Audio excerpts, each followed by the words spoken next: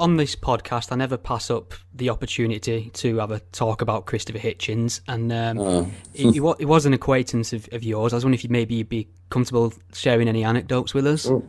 No, he's great. He's a great friend, and it's always it's always nice talking about Christopher. Um, I first was in touch with him because he reviewed my first book, which is a very different book, literary biography, and he reviewed that in 2000. And I remember very distinctly that a friend in his 60s, I suppose, came running over to me in the street with a copy of the New York Review of Books, and he was shouting something. I didn't know what he was shouting, and it turned out he was saying, Christopher Hitchens has given you a rave review in the New York Review of Books. Well, to my shame, I was a student. I'd never heard of Christopher Hitchens, and I did something too much like a shrug.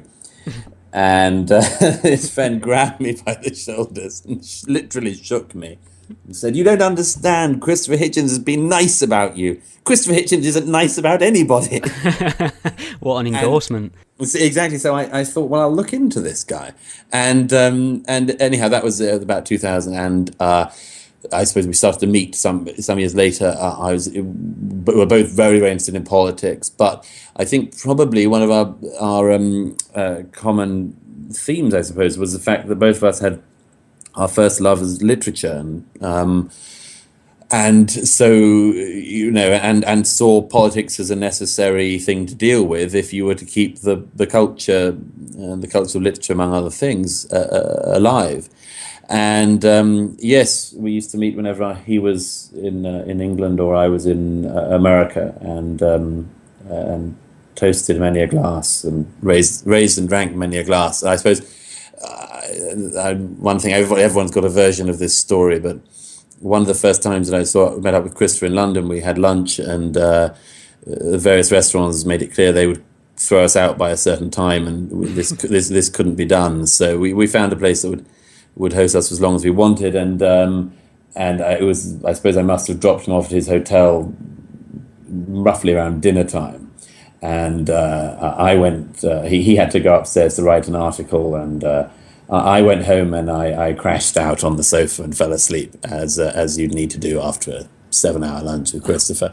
And to my enormous horror, though, I discovered a lesson which was worth learning early, which is you couldn't compete with him on these things, because not only by the time I came round did I know that Christopher by then had written an article which I read the next day, but that when I turned on the television, there he was, and he was, as I was sort of only able to sort of press the button once I found the receiver, there was Christopher on Newsnight being interviewed by Paxman and being just as lucid as he'd been at lunch. Anyhow, it was a great lesson to learn that. Don't try to keep up with him on that. But he was a wonderful, wonderful man, and a wonderful friend. And in some ways, he